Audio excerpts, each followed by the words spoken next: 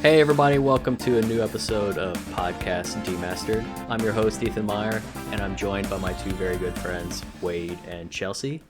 And welcome to episode 36 of the podcast. How are you guys feeling about that? 36 episodes in. Woohoo! The number is higher than our ages wow. now, so that's okay. That's true. Yes. That's true. Just by a few years. Before we get into it, I had a question. I've kind of been thinking about this today. I had a debate with someone else. It has nothing to do with this topic, but I forgot to talk to you guys offline about this. But I'm going to ask real quick on the podcast. Maybe the listeners can send in their feedback too. Oh boy. It was about sandwiches, so it's kind of stupid, but whatever. Do you guys consider hamburgers a sandwich? No. No. No. No, They're not their own personally. class. They're their own class. That's a burger.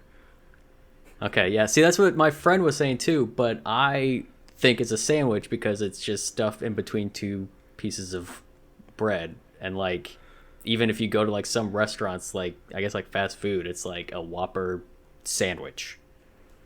You know? Is a s'mores a sandwich? But is that bread? Like, I don't consider graham crackers bread. Is it grain?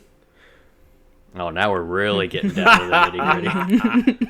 Now we're really. That's like saying, is a hot dog a sandwich? Hot dog's like, I guess with that logic, hot dog's an open face sandwich. Some people, people do consider hot dogs Yes. a sandwich. I'm not saying that's right, but some people do consider it that. Does that mean tacos are a sandwich then?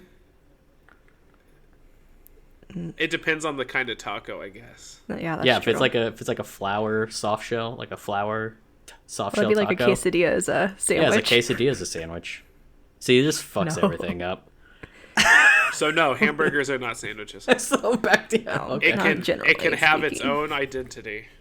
Okay. Yes. Well, I'm curious if there's any listeners out there that have their hot takes on this sandwich debate. I want to know because I think burgers are a sandwich. But then if we're bringing grain, the origins of everything into it, then it kind of throws it off. Fucking everything's a sandwich then, so it gets too messy. But anyways, back to the task at hand. The topic at hand. Yeah, back to the topic at hand. Yes. Today we're talking music, and more specifically, we are going to be talking film scores, film music, film compositions. Basically, just all that encompasses, not necessarily, I guess, soundtracks of just like various artists. You know, I don't really consider that the film score. That's the film soundtrack. So. Kind of the separation there. I guess that's a whole nother topic if we want to talk like best soundtracks, best collection of artists. But today we're going to be talking just the score itself. So kind of kicking off with that, I'm going to ask you guys personally, what makes a good film score for you? And we'll start with Wade here, since he's our resident music teacher, music expert. Please educate us on what makes a good film score. I'm afraid I'm not going to be able to give you a proper explanation because I went round and round and round with myself.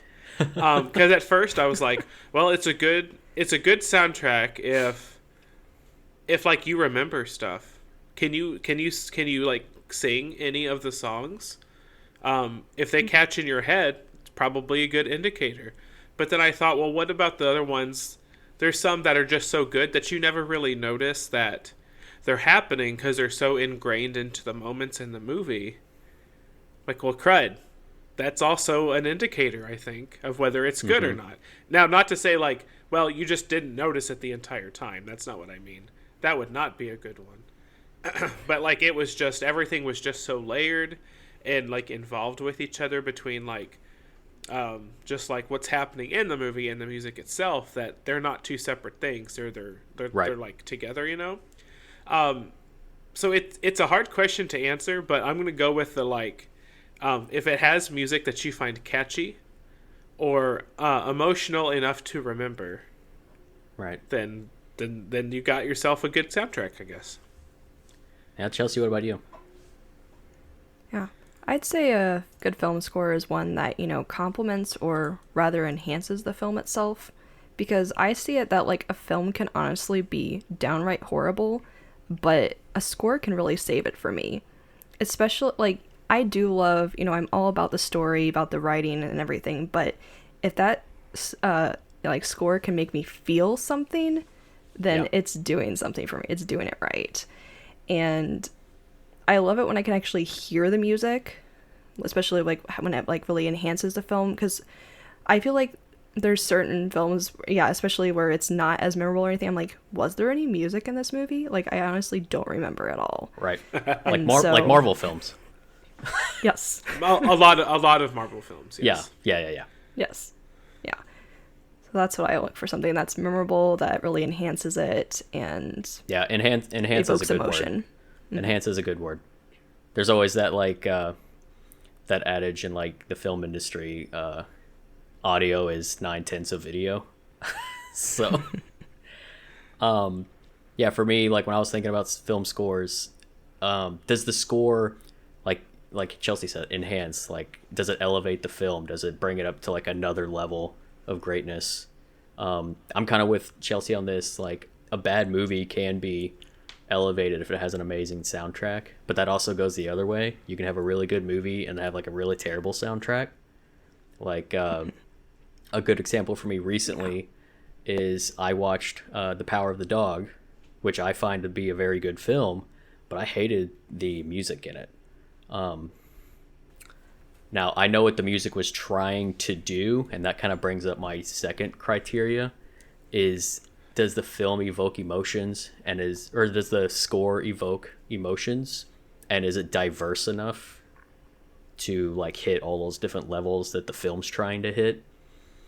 And The Power of the Dog, that soundtrack was trying to be sort of like unnerving and sort of kind of jarring and make you feel like unsettled, but the music is so off-putting trying to achieve that I just cannot, like, it achieves its goal, yes, but it's so awful to listen to. It's like cringe, it's just like, can you please move to the next scene?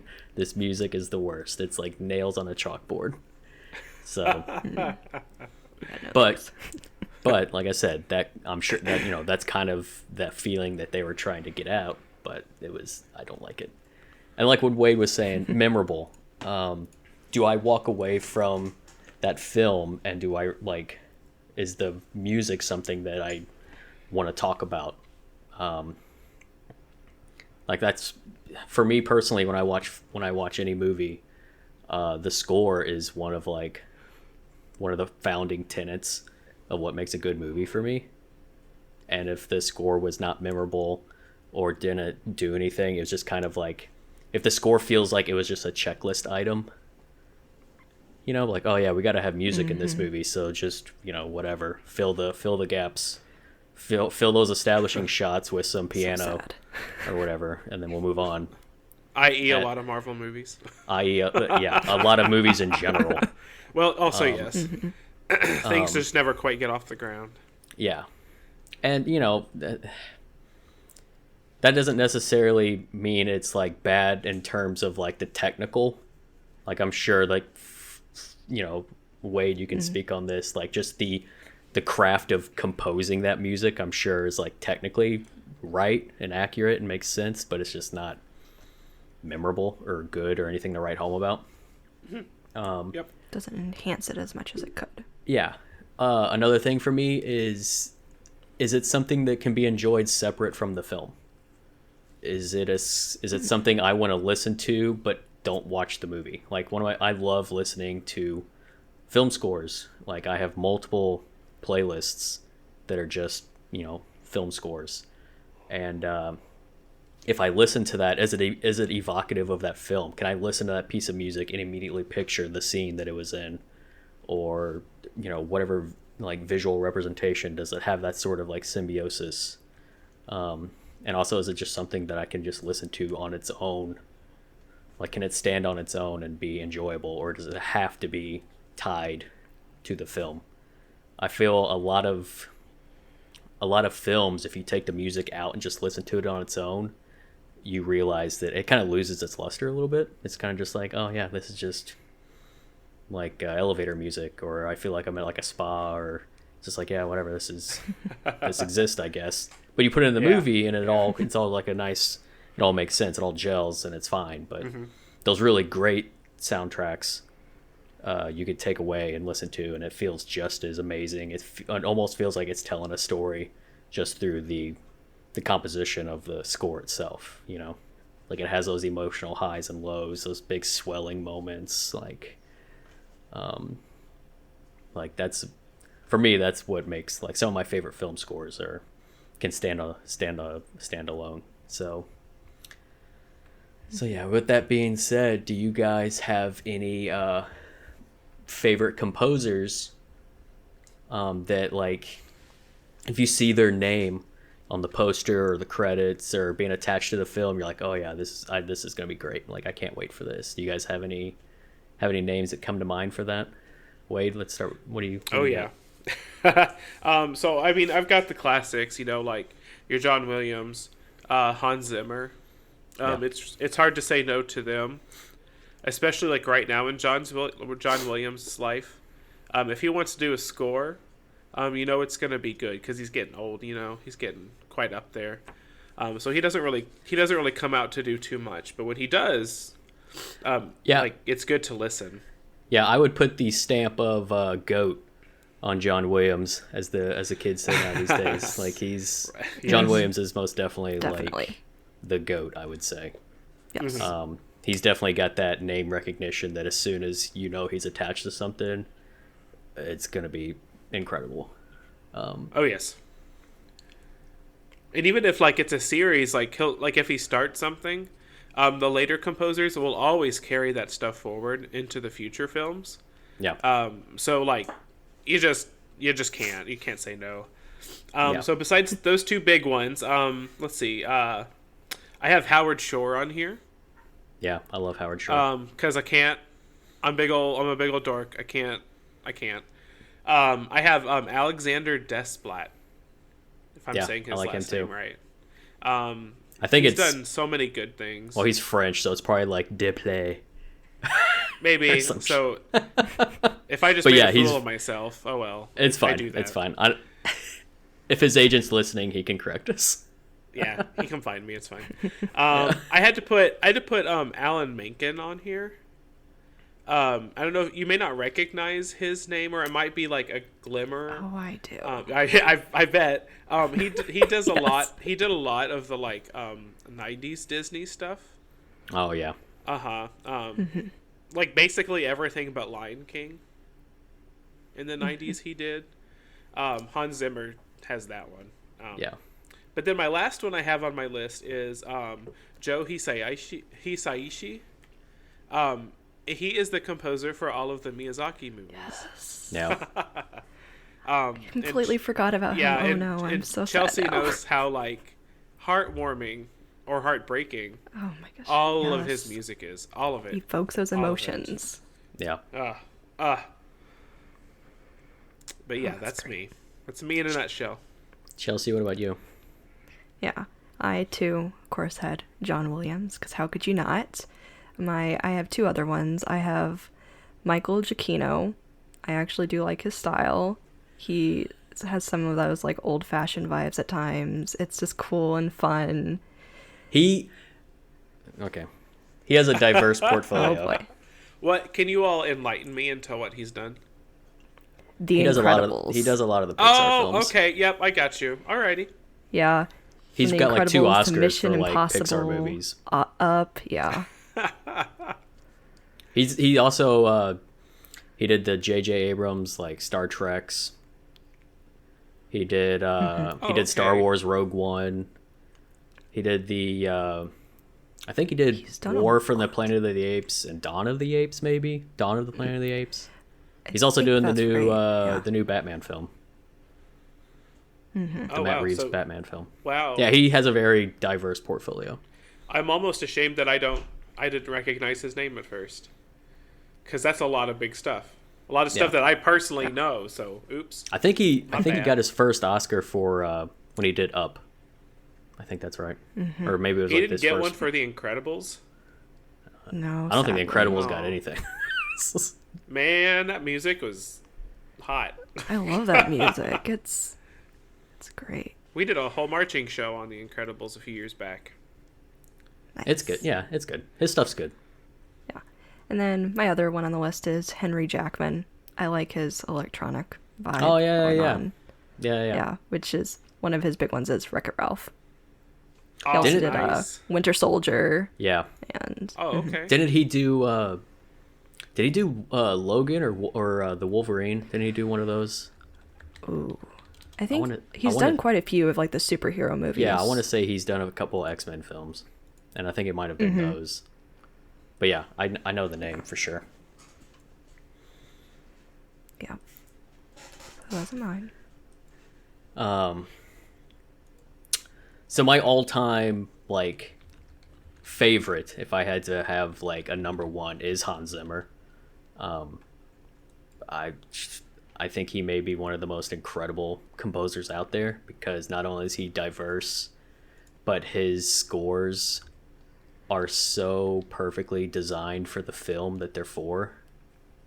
That it's like, I don't think he like. It's hard to nail down a style for him because he curates exactly for the film that's being made. So He's got a pretty good grasp on just yeah, writing. I think Doesn't he have fully any patterns. I think he fully understands Well- the story that's being told and can make music that just like perfectly Yeah. ties along with that. Like he's like one of the best. John Williams, in my opinion, I think is the best at creating themes and just like memorable, very simplistic. Not simplistic in a negative way, but just like something. It's like an earwig, you know. You can just hear like a couple notes of something, and you're like, "Oh shit, I know exactly what that is." Oh yeah. And John Williams has been doing that his whole career. Like he's half a dozen films you can just play like a couple seconds and you know exactly what it is. Like he's like one of the best at coming up with just like a very like memorable theme.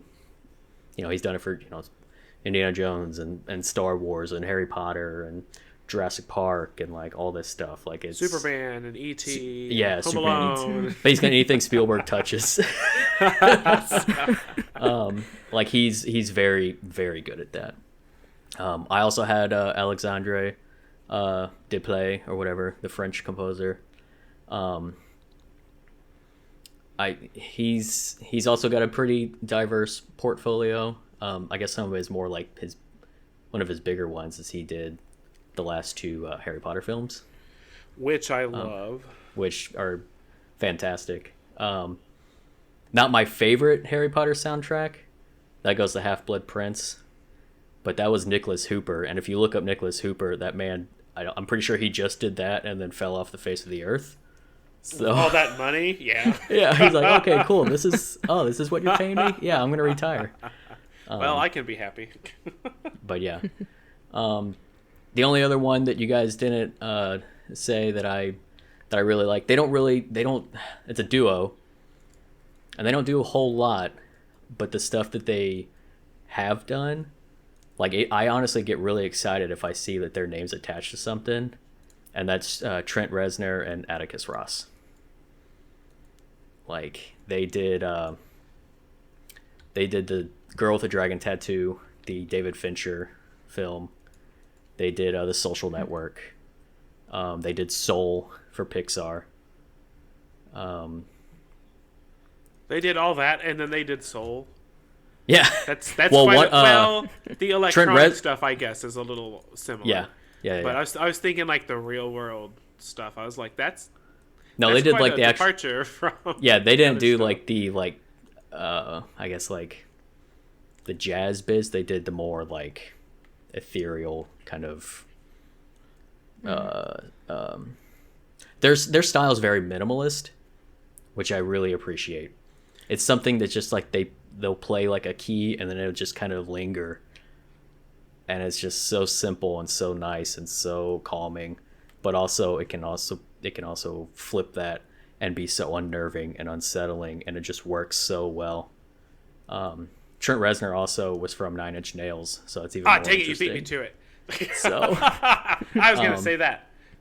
so, but yeah, when those two get attached to something, it makes me like very intrigued to kind of see what they do, because I really like that style. I just kind of really like a very light touch, but very effective touch, and I think that they're like the kings at that. Like their scores, they're not big swelling cinematic like these Star Wars epics or whatever. It's something that's just very very simple, but very effective for what they're doing.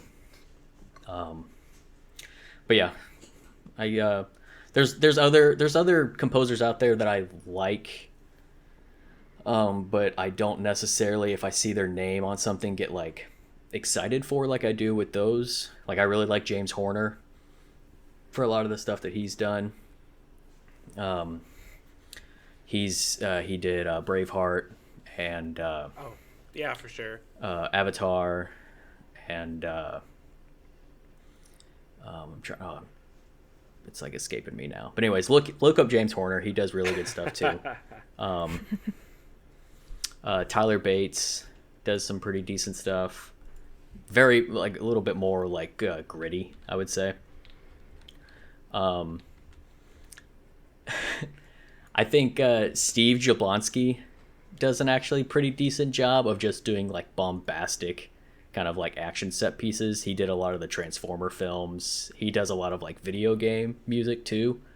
But even if the content is bad, his score actually kind of makes it seem a little bit more fun and exciting. I think he's really good at that.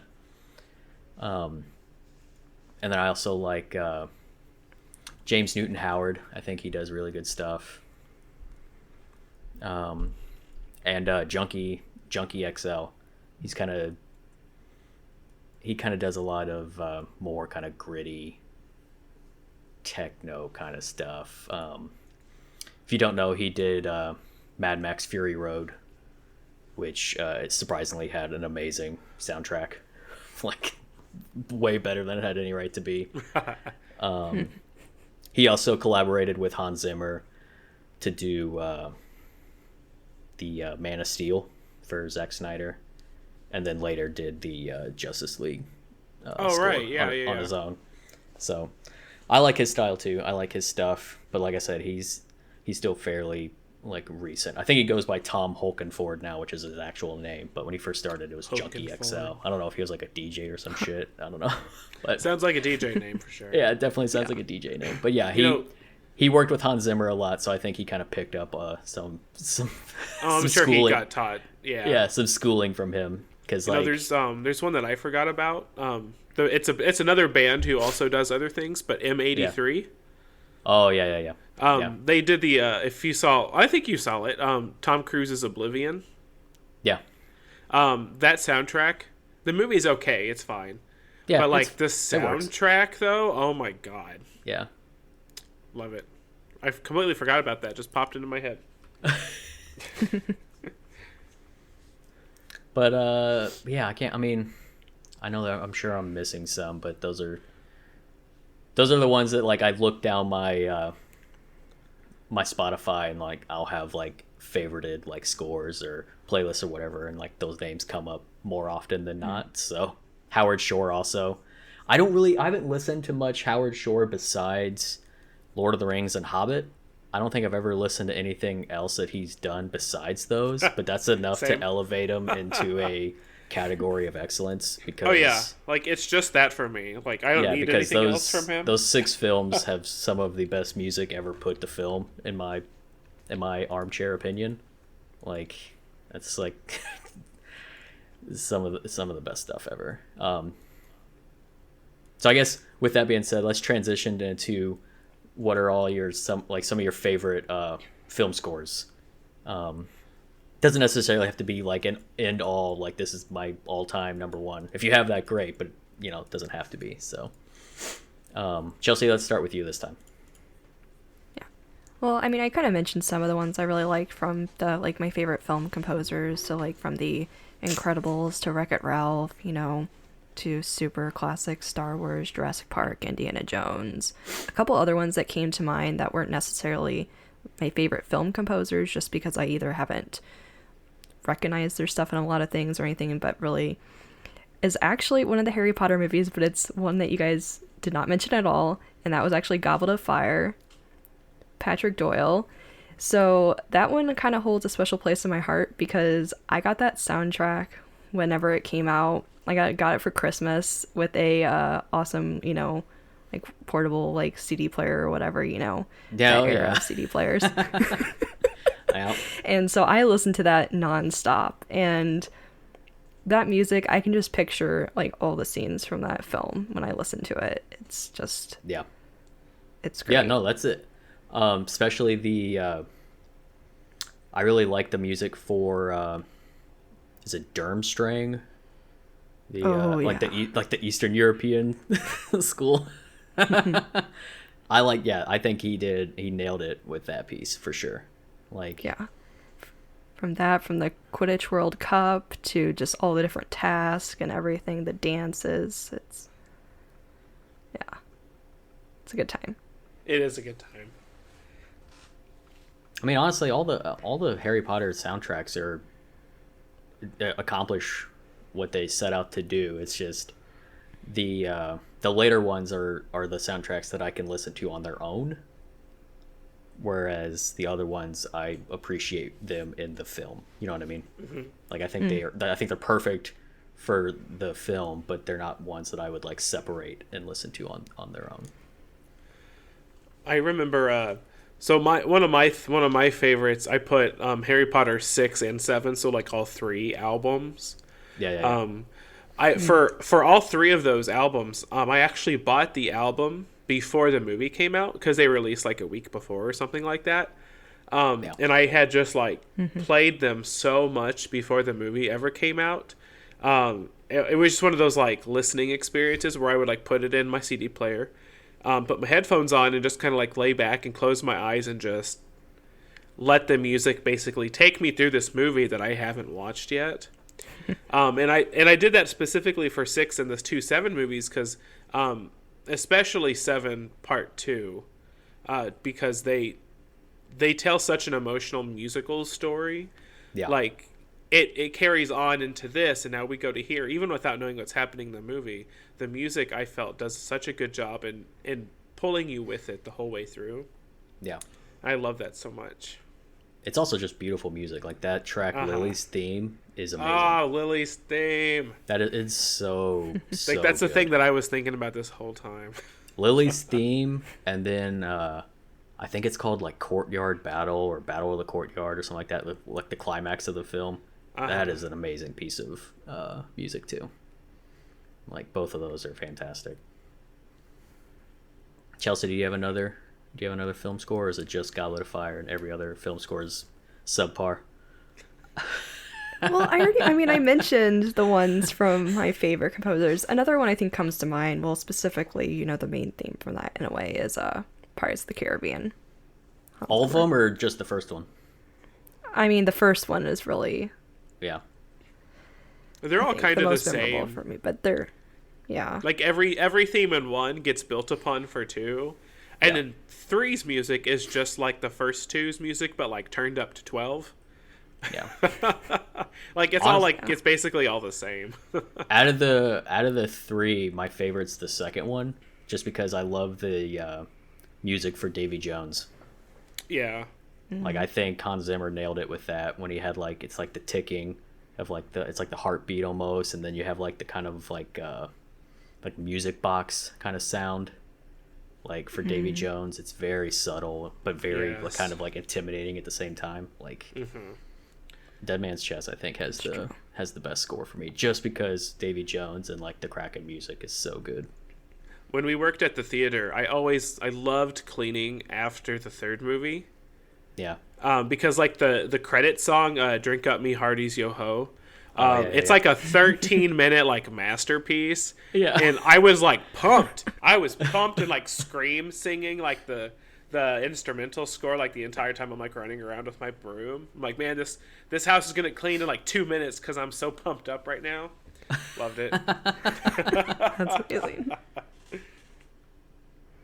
Yeah, like it was interesting to me. I thought Hans Zimmer did all of the pirates, but it was Klaus but Delt or something did the first one, or like did the theme, like he came up with the theme for Pirates, but then Hans Zimmer kind of like took over for like the rest of the series. That like always threw me off. I've never even heard of Klaus or whatever. I guess Hans Zimmer probably axed him. Literally. Like, I want that movie. Do you guys have any older films that you think have that are in your like favorite film scores? If I answered, they would all be like actual musicals, and I don't think that counts. Yeah. I mean, John Williams. So anything John Williams. Yeah. Most of them, yeah. Yeah, I would. John Williams is kind of a weird one for me because not a lot of his stuff is stuff that I listen to separate from the film. Yeah. But I like I said, I can always recognize it and know exactly like where it's at in a film, or like it hits all those categories, but it's just stuff that I don't usually like to listen to, I guess, on its own, because he does have a style. I don't have the vernacular to fully describe what that is, so I'm not going to try. Maybe Wade can like weigh in on that, but it's not a style that I would put on in the background or like listen to on its own for the most part. Like some of his stuff I really like. For example, I think one of my favorite scores that he ever did was for Star Wars, actually, but it was Revenge of the Sith. I think the music in that film is very, very, very good, and it's probably one of my favorite John Williams scores. That film, love it or hate it, it is supposed to be an emotional kind of roller coaster of a film, and even if the acting and the writing doesn't fully get you there, the music sure as hell does. Some of the scenes where I agree. Some of the scenes where it's just separate from people trying to act or read their lines or whatever, and it's just like a montage, but the music is just swelling and it's just filling you up. Like those are like the best parts of the film, when it's just the music doing the storytelling. Definitely carries you around. Yeah, like I can listen to that. Like leading up to this episode, I went back and started listening to a lot of these old scores, and like I kind of kept going back to Revenge of the Sith for like certain tracks because it's just so good. Like I love it. So you guys have any other any non-big IP franchise scores that hasn't been said? Yeah. Oh, that hasn't been said. I don't think so. We've covered a lot of my favorites already. Yeah. I know we kind of talked about it briefly, but yeah, Lord of the Rings and Hobbit, I think might be if I had to have a number one, I think that Lord of the Rings trilogy might be my favorite piece of music for film ever. It's very likely, yeah, for me too. It is just so fucking good. Like it's just amazing. Like every track, I don't know if it's also because I've seen the film a million times, but every single track I know exactly what's happening. Like I can just almost watch the film with blinders. Right? Yeah. But also it does such a good job of, since there's so many settings and factions in those films, the soundtrack does an amazing job of creating music for each one that feels very unique to each one. And I think that's really hard to pull off with such grace that Howard Shore did, where every one of those like elves and dwarves and the orcs and the hobbits and the men, like everyone has like a very memorable piece of music that just keeps like being built upon. It makes me happy that Howard Shore is doing the music for this Amazon show, The War of the Ring or whatever it's called. I did not know that. That is fantastic. Yeah. Maybe that's why it's costing so much. Yeah, right. That's the only exciting piece of news about that series is that Howard Shore. So maybe the soundtrack will be good if the show's terrible. Maybe I'll at least have a good soundtrack. But I have some films here that are like one-offs that I really like. Kingdom of Heaven, the Ridley Scott film. I think the soundtrack for that is very good. Most of the Nolan films, Inception, I love the soundtrack for that. Interstellar. Oh, easily, yeah. Maybe Interstellar. Maybe Interstellar is one of my favorites. I love it. It's also very minimalist, but also like the music builds very well. And Gladiator, I love the music in that film. Braveheart, I love the music in that. Dunkirk. The Tree of Life has really good music. Very simplistic. A recent one is Dune.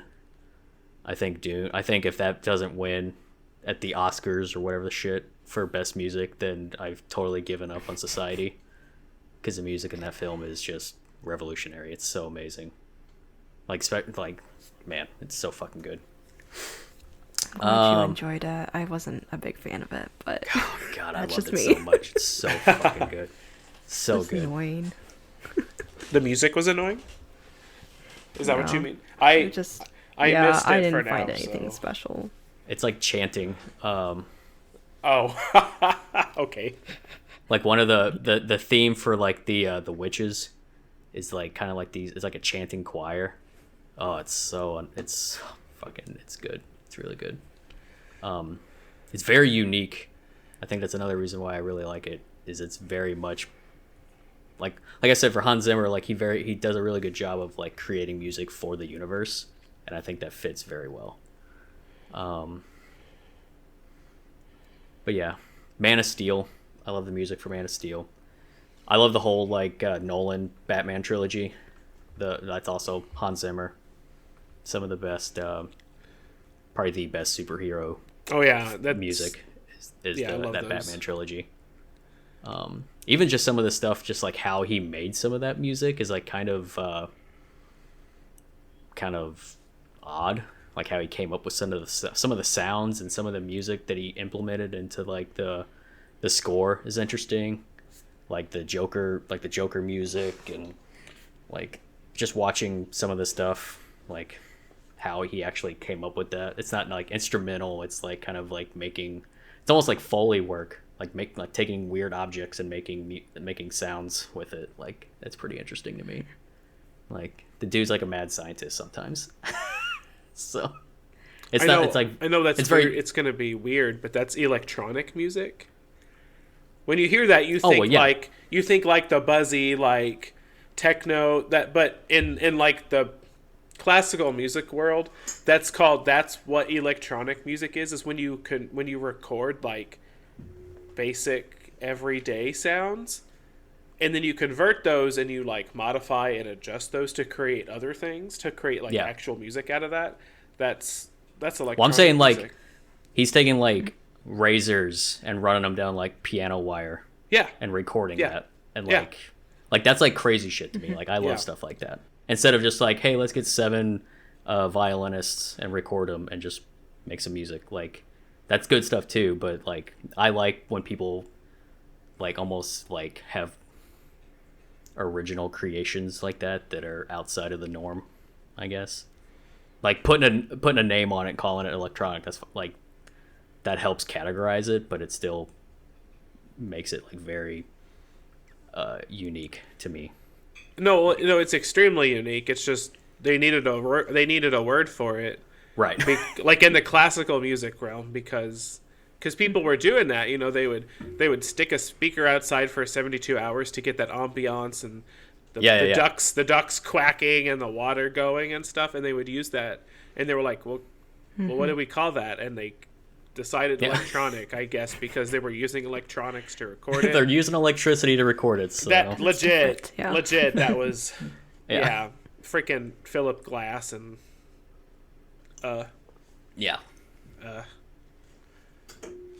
one of the I guess we can move on to underrated or like hidden gems or stuff that stuff that maybe you don't think gets recognized enough, that we can talk about. Like, we talked about the stuff that we liked as our favorites, but now we're going to kind of talk about stuff that you like personally but isn't really like well known, or you don't think gets the spotlight on it, so to speak. So we'll tackle that next, but I say before we kind of get into all that, we take a real quick break, and when we come back, we'll talk like those diamonds in the rough. So deal. All right, take a break. All right, and we're back, and we're gonna kick things off with a little underrated. So who wants to go first? Who has a good one? Who has a good underrated film score? I do. What do you got? Now, this movie did get its 15 seconds of limelight when it came out, even with the soundtrack, but I refused to let it die because I thought it was really good. And that was Slumdog Millionaire. Oh, nice. I watched the movie like 6 times in theater because the soundtrack. Like, that's it. Just because the movie was great. It was fine. But I liked the soundtrack a lot. So, actually, I think that might have been one of the very first soundtracks on like iTunes that I bought. Just threw money, like $10 at that. I said. Do you know who's the composer for that? Do you know? A.R. Ram. Okay. He's done he's not like a huge deal, but like he's yeah. Yeah, that's a good one. That's definitely. I mean, I know that film was like up there for, I'm pretty sure it won Best Picture, didn't it? So it was definitely... it had its time, but like that. But like you never thought about it. You never thought about it for like music, or you never heard anything about it for its music. Mm-hmm. It's just like for the content, I guess. Yeah. I also put now in this. I don't know. This is probably not really a hidden gem, but we haven't talked about it yet. The Sherlock Holmes's soundtracks. The Robert Downey Jr. ones. Yeah. I love those soundtracks, especially for they're fun. A Game of Shadows. I really. The second one I think is really good. Yeah, another Hans Zimmer production. Yeah, another Zimmer joint. Another Zimmer joint. Chelsea, what about you? So, I have 2 on here, and both these are considered fairly popular movies, but I think, what needs to be understood is when a lot of times when we talk about these movies, like when anybody talks about them, they really don't talk about the score. They talk about like the songs in these, and I'm talking about a couple Disney films. So the first one on my list is Mulan, which the composer is Jerry Goldsmith, and... You talking about the live action one? I don't know, I've just... Ew. No, live action. Get that out of here. Don't speak those words ever again. No. How dare the live action one try to use themes from the original? How dare they? How dare they? And then they did it horribly. I don't know. Yeah, and it was like soulless music anyway. Sorry, whoever wrote it. I'm sorry, but I'm sorry. No. The original has that soul, all that music at the the Great Wall, when they're going through different, like when they're fighting the Huns, like all that music is just wonderful. I can listen to that all the time. That score is great.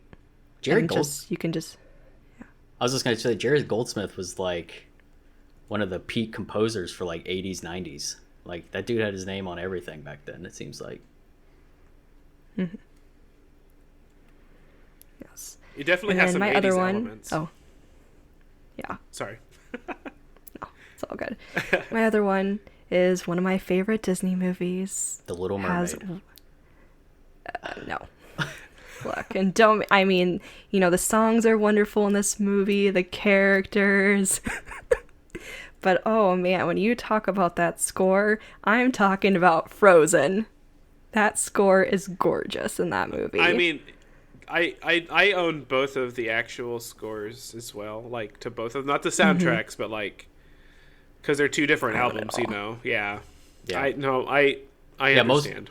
Most films that have like actual like vocalization and then score like have different like separate like Yeah. Separate SKUs. I recall though a Frozen soundtrack for the first one. It actually included all of it. I don't know if it was just the particular one I got. Like a deluxe so I edition? really got The super Probably, fan yeah. edition.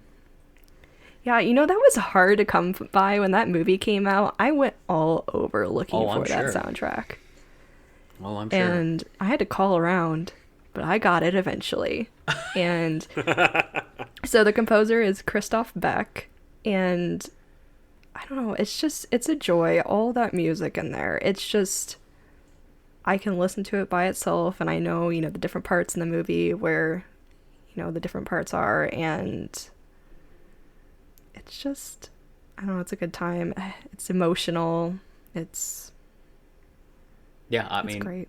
I like the the Frozen music. I'm not a big fan of the film proper, but it does have good music. Like all around. Now that's the songs are I'm done with. I'm tired of them at this point. But they are well made. They're very well done and well written and well performed. But yeah, the score itself is all around just good piece. I'm kind of all over the map on mine. I'll start off one because I have a composer on here as one of them. I'm probably not going to pronounce his last name correct, but Ludwig Göransson. I feel like he's fairly new to the scene. But he is an Oscar winner. So I guess he's not too underrated. But I feel like not enough people were talking about him. But he won his Oscar for Black Panther, the Marvel film. Okay. Which is actually one of the few Marvel films that actually does have a good soundtrack, both score and artist wise, because fucking Kendrick Lamar did the other one, so shit's hot. It's a good soundtrack. It's a good soundtrack. It's a good soundtrack. But nowadays he's doing the scores for the he's done the two Star Wars live action shows. He did Mandalorian, and he's also doing Boba Fett. And Boba Fett. Both of those shows, he's created amazing themes for both characters, and kind of creates this sci-fi western kind of vibe that I totally dig. It's so good. Another film he did that I don't necessarily think has standout music. He did Tenet for Christopher Nolan, but it's more just kind of the music's for the kind of serves its purpose for the film, but it's not necessarily anything to you're gonna listen on your drive to work kind of thing. But more his stuff that he's doing for the Star Wars properties are it's really good. You should check it out. He does some pretty interesting stuff, and I guess he's an electronic artist or whatever. In one of the they have a documentary for the making of The Mandalorian, the show. And one of the episodes is just dedicated to him, and he kind of talks about his process of coming up with all the different weird sounds and how he kind of how he approaches composing, and it's very interesting just to listen to this dude talk. He looks just like an old or some bohemian kind of hippie that you would see at a coffee shop. He wears one of those he has a Rastafarian hoodie on. He's got long kind of curly hair. He looks like he's just high all the time, but he's incredibly articulate and very smart when it comes to music. You should check out his stuff. I don't think you guys watch the shows, but the music itself is very good. Just even if you just listen to the themes for both characters, they're already using them in subtle ways because they're so recognizable in just that little bite-sized universe. I watched the first season of The Mandalorian. I know what you're talking about. Yeah, it's good stuff. Another one is the Da Vinci Code. The music in that is way better than it probably should be for that film. It's very I don't know. It's kind of weird for it. Even Angels and Demons, the sequel, like they're just like mystery thriller. Like you're not really used to those films having soundtracks that are all that engrossing. Besides just trying to be mysterious or whatever, but there's some tracks in the Da Vinci Code for sure that have like these big swelling, just beautiful orchestral like build-ups that I'm just like, man, why is this in this film? Like, what the fuck's this doing? It's so good. Like just listening to it on its own is a joy. Another weird one that's definitely, I would say, a hidden gem is Apocalypto, the Mel Gibson film. Chelsea, you probably wouldn't like it because it kind of has like some of like more Dune vibes, where it's a lot of, I guess, kind of, you would say, like sort of like tribal, and it's more just like less instrumental and more kind of like guttural sounds, I guess. Yeah. But it's very fitting for the film, but it's also enjoyable to listen to on its own. And then everyone's favorite film to hate, but I don't think anyone ever talks about the music, is Avatar. I think the music in Avatar is very, very, very good, and it's something that I listen to quite often. And I think James Horner did a really good job of creating a musical track for both factions that's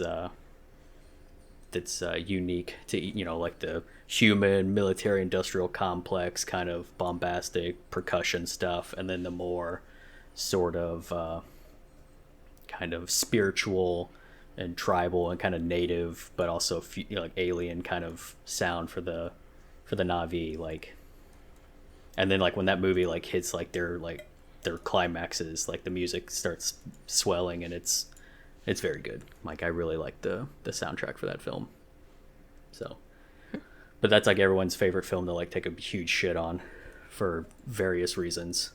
So, so most people don't ever, you know, most people don't separate the music from the Blue Cat people, I guess. But yeah. It's really good. It's really good stuff. I really like it. But yeah, that's pretty much it for me on like underrated stuff, or stuff that people you don't really think about. I guess think about having good music.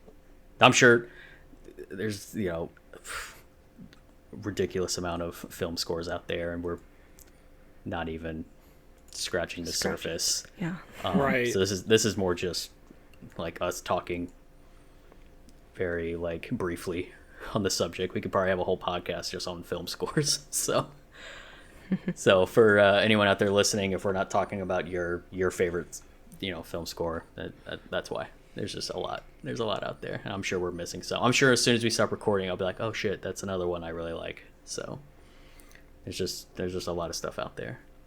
Do you guys have anything that you think is overrated? Rather it's a score or a composer, or just like a piece of music, like a theme or anything like that? Avatar. Just kidding. I just wanted to throw that out there. You see him almost spit take on that. Hey, that's why I said Yep. Everyone's favorite film to shit on. The world's full of contrarians. I get it. Says the contrarian. Yeah. I'm not a contrarian. Yeah. The only one that I could really think of, which is really only a half truth for me, because like I'm like I'm straddling like in the boat and out of the boat, is Star Wars. Yeah, I honestly I would agree with that. Because I'm like, well, the music's, it's like okay, but it's not that good. Well, there's that one song. Okay, there's that other song. Well, I like that song a lot too. So I'm like, I'm just kind of back and forth. Like, there's so much. I mean, there's 9 films in the main Skywalker series or whatever, and then you got 2 spin-offs. And that's I'm just really talking about the movies. That's really and then you got all these shows. Like, there's a lot of music out there, and the vast majority of it is just like fitting for what it is. Yeah. But that's kind of what I was yeah. saying earlier with like John Williams. Like most of that Star Wars stuff, like I don't like to listen to because it just, I mean, doesn't really do anything for me on its own. Like I think Revenge of the Sith is a standout, but like I'm not sitting there listening to the Imperial March while I'm like doing the dishes and shit. You know what I mean? Like like I think they're iconic pieces of music, but I don't like to listen to them for fun, I guess.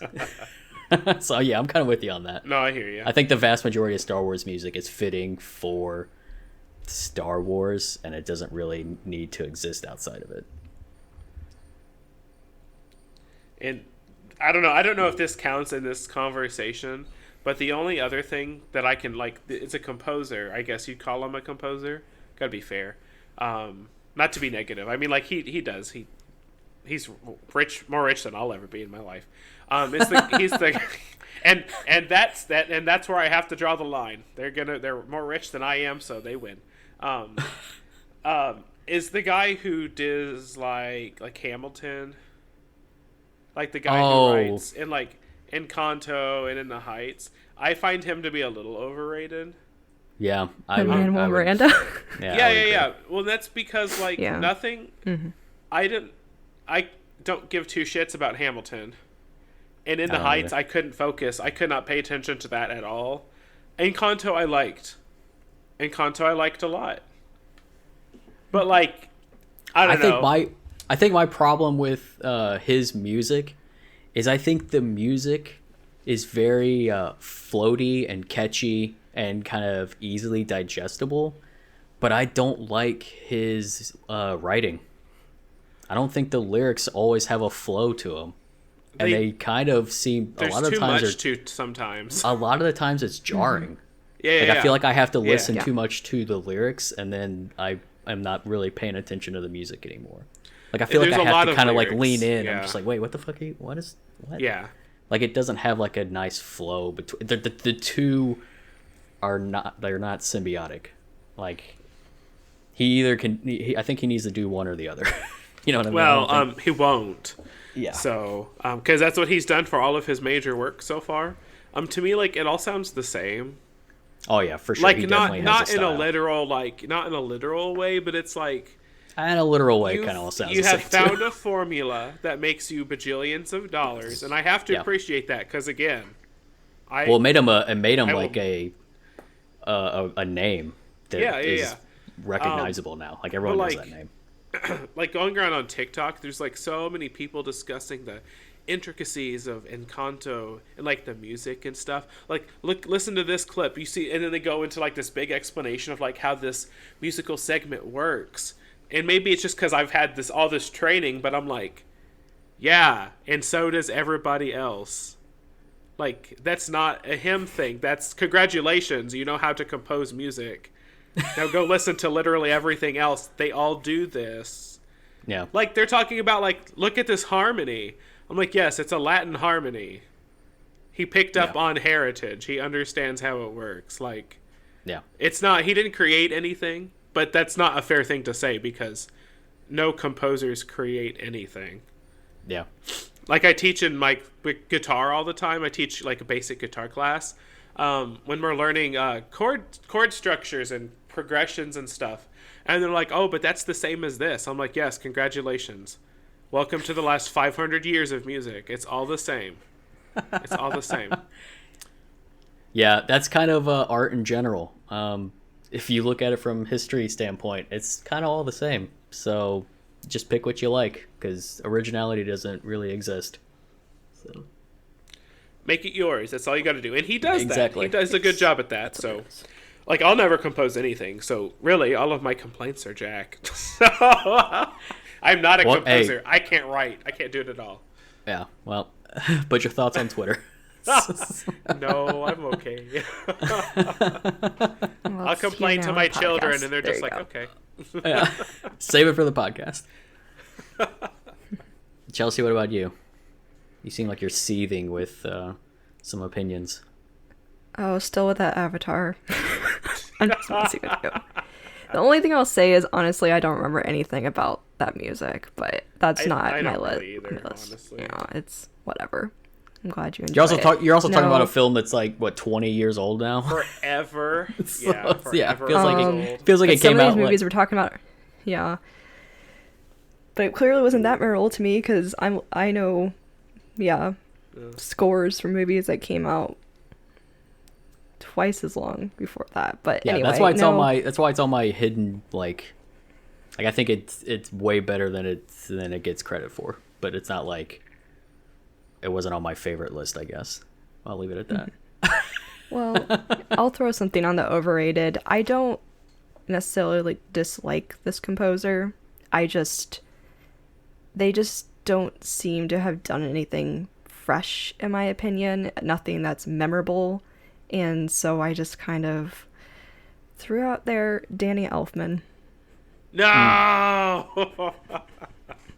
I love Danny Elfman. He's another How guy have we that's not talked about him at all? because no one likes him. I was surprised. I literally just screamed into the mic. Clearly, the comment "nobody likes him" is not correct. Somebody, and that is Wade. No, Danny Elfman for me is someone like he's definitely carved out a niche, and he definitely has a very particular sound that fits a very particular like set of films. It's just I don't really like any of his stuff.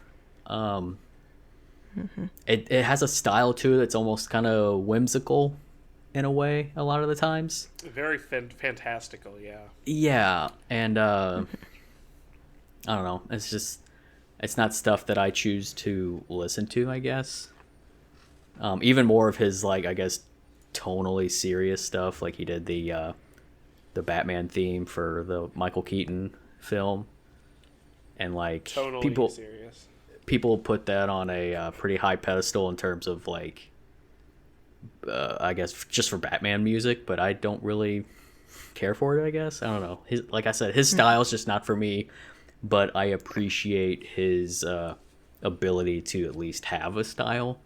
It's better than some composers that just like make music and then it sounds like royalty free shit. You know? Like it's just like, yeah, cool, you put some stuff together that sounds like music. You did good. You did your job. At least Elfman's a name that like as soon as you say that you know like that music. But yeah, what has he done recently? What was the last thing that Danny Elfman's even like? Does he still work with Tim He's Burton? Done a ton. I just don't automatically place his name with a movie that's come out recently. He helped a lot with Joss Whedon's Justice League. He helped. He didn't completely write it, but he helped whoever it was writing. He wrote that. He did Spider-Man and Spider-Man 2, the Raimi ones. Yeah. Oh, he's doing Multiverse of Madness. Makes sense because he works with Raimi. Yeah, right? Works with Raimi, works with Burton. He did the Simpsons theme. Oh, So- he did the 50 Shades of Grey stuff. Oh, the perfect whimsical trilogy. Oh, yeah. Also, he did all the Men in Black movies. Yeah. I didn't know that. That's pretty neat. That's pretty cool. The only thing when I think Men in Black music, I just think of that album that they came out and it was just all like Will Smith, like the soundtrack or whatever. His clean Like that's 2000s immediately just rap. what I think of. Yeah, exactly. Did you all have to learn like a dance for the Men in Black song in elementary school, like in PE or something? What? No. No, No, we played sports in PE. just you. Well, like we had like dance units, where we would do like the Ghostbusters song. We'd learn to dance to that. We did some like, oh gosh, like line dancing. I liked it. It was fun. But that was a big one. Men in Black was a big one. We did that a lot. Interesting. Yeah. Yeah, not my school, but yeah, I do know some other people that also had like a dancing unit and stuff, but hadn't heard of with Men in Black. Yeah, we didn't do that in Jackson. We just played dodgeball every day. So but yeah, I'm with you. I'm with you on Elfman. Wade, I would agree with yours on Star Wars too. the this one that I have, it's kind of, I don't know if overrated is like the right word. This guy's got a lot of acclaim and he's got a lot of accolades.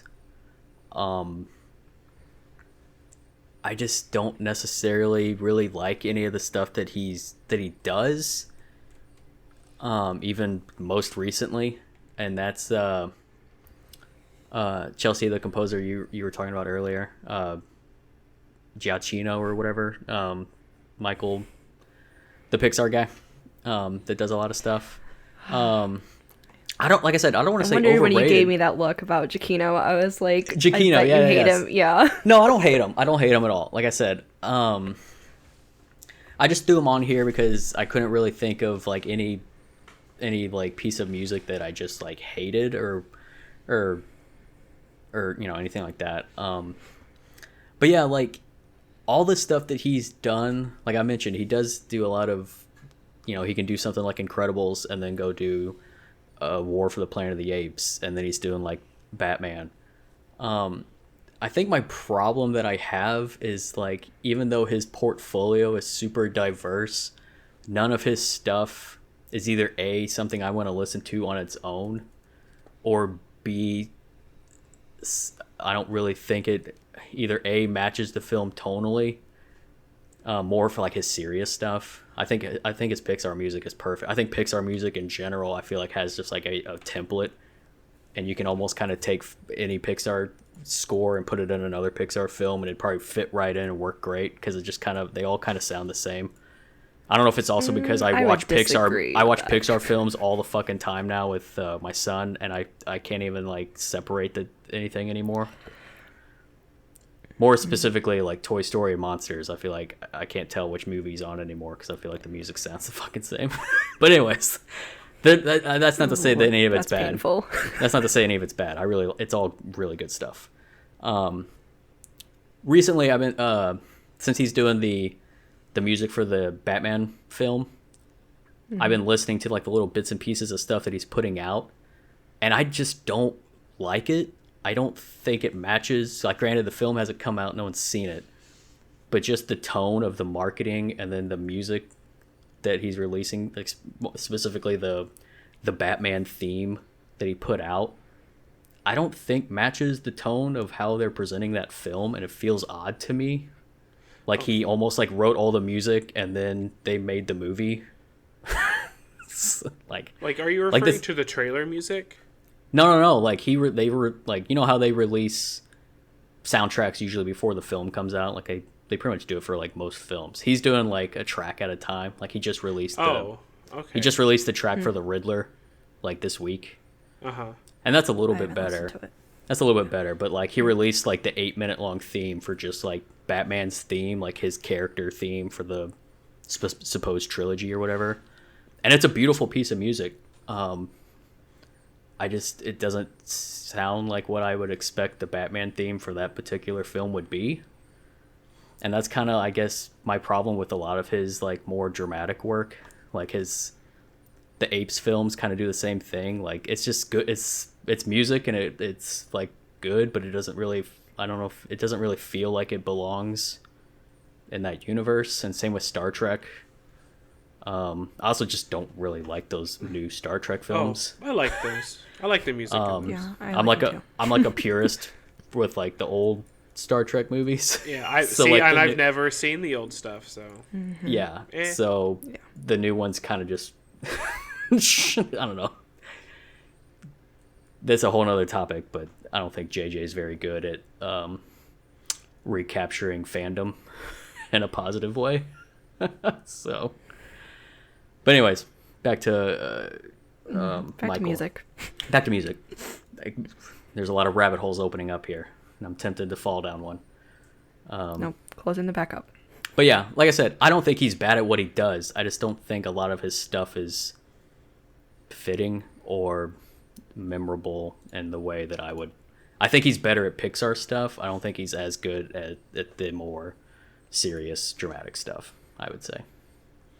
So, but he's not, like I said, I'm not like just taking a shit on the guy. Like, he's won like 2 Oscars and like a 1,000 like nominations, and he's very well liked in the film community. It's just, I don't know. It's not, maybe it's not my style. It's just I don't not know. for you. Yeah. Yeah. But There you go. I give respect to the fact that he's like obviously very good at it. It's just, I don't necessarily always think it gels with the movies. So, however, I think he did a good job with Rogue One, the Star Wars. That's actually a Star Wars movie that has a good soundtrack. Mm-hmm. So, Yeah. maybe it's just hit or miss. I don't know. Yeah. But yeah, I implore you guys, listen to the Chelsea. I know you're not like a huge Batman fan, but take a minute and listen to like the theme that came out, and just kind of, it's like I said, it's a very good piece of music. It just seems like it doesn't really belong to the film. So I don't know. I'll check it out. So, but it's also, no one's seen the movie, so the marketing could be completely different than what the film actually is, because that happens a lot. So It does happen, yeah. so Very true. all right, so let's move into the final thing here. We're just going to talk some iconic or like our favorite film themes. We've kind of touched on it here and there a little bit through the discussions already, but Wade, why don't you start us off? What are some of the like some your favorite or like some of the most iconic film themes that like they're very recognizable for you? So let's see. The Pirates one never fails. Like, never. It always gets me going. It's a good time. The one from Star Wars, and it's got like a whole bunch of different names because it's like that theme has been borrowed in so many ways. And now Binary Sunset. There we go. Yeah. Binary Sunset. Like that melodic line is used in a ton of different songs. So like it depends on who you're talking to, like what the name of it is, but it's Right. like the more emotional one, I feel. Yeah, it's the Luke staring off into the sunset. It is, yeah. Yeah. Indeed it is. And that one, that's probably my favorite Star Wars theme, period. I love it so much. Doesn't matter how it's written and like what scene it's in. Yeah. They use it in just the right places, I think. Yeah. Yeah. Yeah, for sure. It's just as iconic, I would say, as like the opening film scroll music. You know? And less jarring. Yeah, definitely less jarring. Less of a punch to the face. Yeah. Scare the crap out of me. Chelsea, what about you? You got some what are some of your like more iconic film themes that you think? Well, I like that punch in the face. I like that Star Wars theme.